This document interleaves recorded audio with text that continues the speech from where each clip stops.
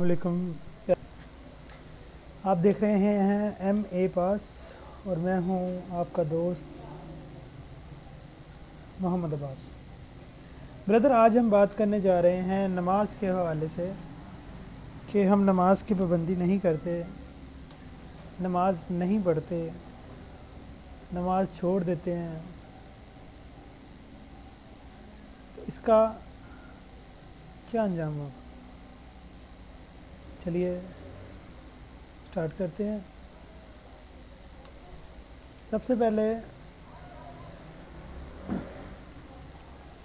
5 وقت کی نماز پابندی کے ساتھ جماعت کے ساتھ ادا کرو۔ جو نماز نہیں پڑھتا، غور کر لو، فجر کی نماز نہ پڑھنے سے انسان کے چہرے کا جو نور ہے وہ جاتا رہتا ہے، چہرہ جو ہے وہ بے نور سا ہو جاتا ہے، چہرے کا نور جاتا رہتا ہے۔ فجر کی نماز اگر بندہ ترک کر دے، ظہر کی نماز نہ پڑھنے سے ہمارے مال میں سے برکت ختم ہو جاتی ہے، بے برکتی سی آ جاتی ہے، مال میں برکت نہیں رہتی، لاکھوں روپیہ ہونے کے باوجود بھی اس میں برکت نہیں ہوتی۔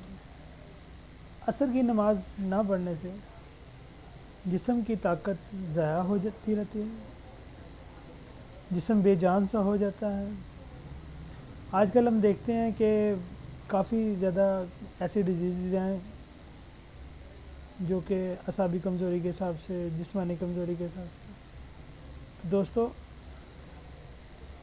عصر کی نماز ترک کرنے سے جسم کی طاقت ضائع ہوتی رہتی ہے۔ مغرب کی نماز نہ پڑھنے سے اولاد سے کوئی فائدہ حاصل نہیں ہوتا۔ جو بندہ خواہ وہ مرد ہے یا عورت ہے، اگر وہ مغرب کی نماز ترک کر دیتی ہے یا کر دیتا ہے تو اس کی اولاد سے اس کو کوئی فائدہ حاصل نہیں ہوگا۔ آج کل ہم یہی دیکھ رہے ہیں کہ اولاد نافرما بردار ہے۔ کیوں ہے؟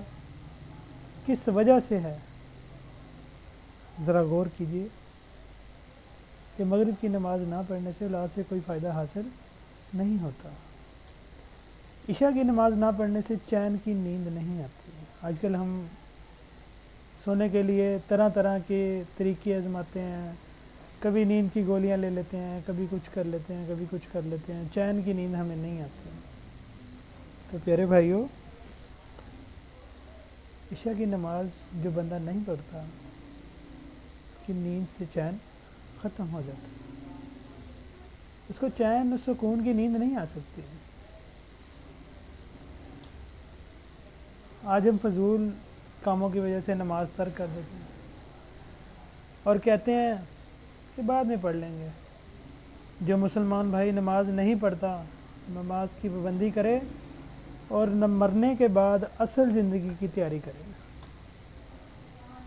میری اللہ پاک سے دعا ہے کہ اللہ ہم سب کو 5 وقت کی نماز پابندی کے ساتھ پڑھنے کی توفیق عطا فرمائے، آمین۔